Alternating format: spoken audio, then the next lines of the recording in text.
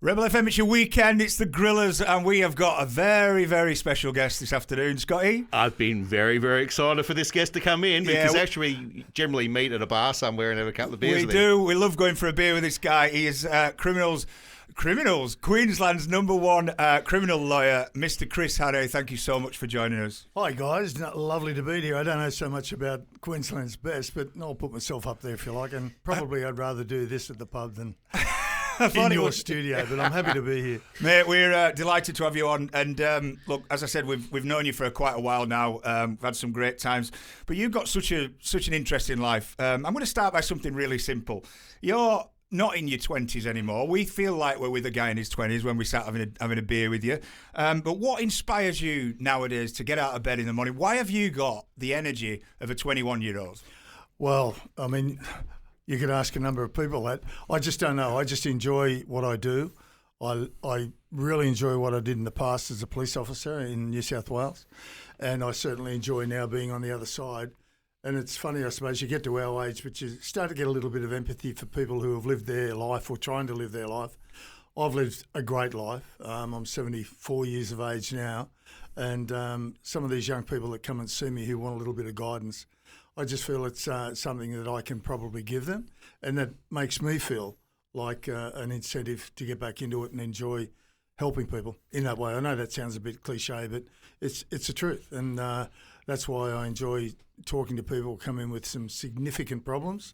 Some just want a bit of a hand to get through a small problem that they've got. They may be going to court, they may be having a problem at home, they maybe have separations with a new partner or an old partner, they may have children that they've got to have issues with, or they may have a relative that's spending some time in Her Majesty's flats out at Numbaba and other places like that. But I enjoy it, I really believe I've got something to give back. You say you got empathy and sympathy for everyone, so it doesn't matter what walk of life they come from. You're there to help anyone? Absolutely not. I take each person as it comes, and I have a motto that we're certainly not there to judge them, we're there to assist them. That's what we do. You alluded to it yourself. Obviously, you had a past life in the police, and did that. When did you get to a point where you'd like to kind of, I suppose, go on the other side and look at representing people who've been hard done by or found themselves in a bit of bother? It was probably a long story in the sense that I joined when I think I was about 21, 22 in the police in New South Wales. I was in it for about 18 years, somewhere there. Got to a point where the police force had changed a lot. It had changed dramatically by legislation changing, making it so hard to do policing work and be a true policeman to protect people, because everyone then started to get rights that they didn't have before, and rightly so, I suppose, to some extent. And the whole philosophy of the police force changed. I then decided I'd had enough at that stage. I was living in New South Wales. I got offered a job in Queensland to see what it was like. I tried that. I certainly enjoyed Queensland lifestyle. It's something that I thought, I see all these people sticking their thumb in the ground and they're growing leaves, and well, if they can do it, I can do it. Yeah. So I made a decision to resign from the police force, and I came up here and worked for the Crimes Commission up here for a couple of years. So were you playing a part in any of those, the television shows, the underbelly sort of that? Was that your sort of era when you were? Oh, certainly. I mean, the 1970s to the end of the 80s was an incredible time in New South Wales. King's Cross, the infamous Roger Rogerson, all the underworld gangsters that were involved in those. Was he your boss, days. Roger Rogerson? No, he wasn't a boss, but he was a colleague in the same area and same office where I was working. I was in drug law enforcement at that stage, and I think he was in either the consorters or the armed hold-up squad. Now, Scotty and I, when we've been out for drinks with your client meetings, I shouldn't say drink, should I? Well, you both said he's our lawyer, so yeah, he's got to go. He's our lawyer, absolutely. And well, someone had to keep an eye on you too. That's the truth. But we always talk about the stories that we hear, and you just entertain us for hours and hours. I mean, I don't know what you can tell us on air, but have you got any funny stories, mate, in your pocket where you want to share with us at Rebel FM? Oh, well, generically, I suppose, yes. Yeah, there are a few. When, you're doing undercover work and you're falling asleep in a car because you've been there for 3 days. Yeah. you wake up and everyone's gone. So those sort of things can be. So that's true. I've seen that in movies. That happens. That happens, and not very often, but it does happen, and it's a little bit of work to get it out of the way, of course. But you certainly catch up.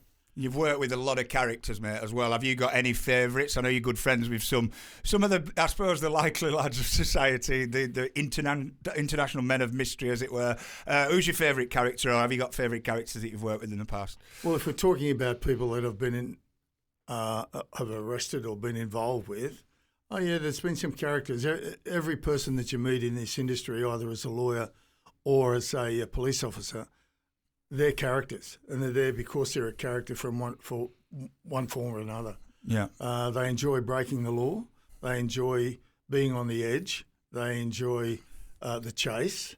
And there's been quite a few of those, but they normally end up in prison at some stage for some term or another. But obviously...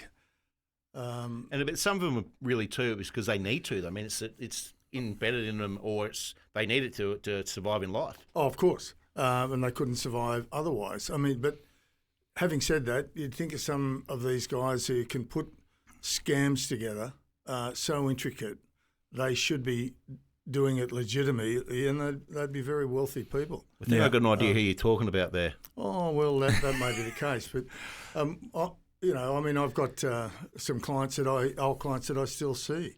And I've certainly got a lot of police officers that I still see, and they're good friends. They're all in their 70s and 80s. I've spoken to you about Mick Drury, for one. I worked with Michael in the drug squad for a long, long time, and as you know, he went through a horrific incident where he was shot, unfortunately under horrible circumstances. That caused major issues within the police force. There seemed to be two sides of the fence with that, but Michael survived. We looked after him. When I say we, I'm talking about drug law enforcement and a number of his friends while he was in hospital and while he was progressing through after hospital and his release. I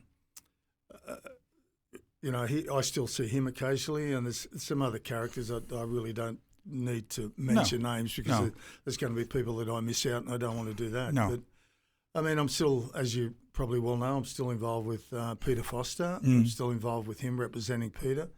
He's one of the most charismatic characters probably that I've met as a person from both sides of the fence. That's where I was leading before, one of those characters that you said that they could use their mind for good. Well, I mean, Peter's an extraordinary person in the fact that he's got an extraordinary mind, the way he puts things together. He's been in 21 prisons, I think, throughout the world. He's got himself into all sorts of trouble, and trouble because there have been stupid decisions. Had he made a decision that was, I know that's once again cliche, lawful, then he would be an extremely positive sort of a fellow. He's one of these blokes that's not afraid to contact people in public in public life to sort them out. I know he's had some issues with Clive Palmer of recently, and some issues there that I won't really go into now, but he's a charismatic bloke, and I enjoy representing him as best as I can. So I want to know, I alluded to it at the start, Chris, that you seem like a 20-odd-year-old, but you're actually a little bit older than that. What's next for Chris Hannay? And we know you've obviously got the new company, Christopher Hannay Legal Solutions. Yeah, what's next? Well, I gave myself a 3-year plan. I decided that I was going to retire after I handed Hannay Lawyers over to my son in circumstances where I'm pretty proud of what he's done in the past, and I'm pretty proud of what he does now. And he's certainly a formidable lawyer in the community, particularly in Queensland. The apple doesn't fall far from the tree, does it? Well, he's picked some up and he's run with it, and he's a young bloke and he's got his own ideas, and I respect that totally. There's no issues there. But I was going to retire, 73, I think I was at the stage. Handed over the reins to Daniel. What was I going to do? Sit down, watch television? No, that wasn't for me. I'd been too energetic in trying to do things. So and you can only hang around with us for so long. And that was the problem. I saw these idiots that enjoyed what they did and thought, well, they can do it, I can do it, and I'm older than them. So. Yeah. But anyway, I thought, well, I'll give myself a 3-year goal to do some things. So I set up the new office called Christopher Hannay Legal Solutions. So the office at Southport was a lot of fun. We went through the process of a fit out and decorations and all the rest of it.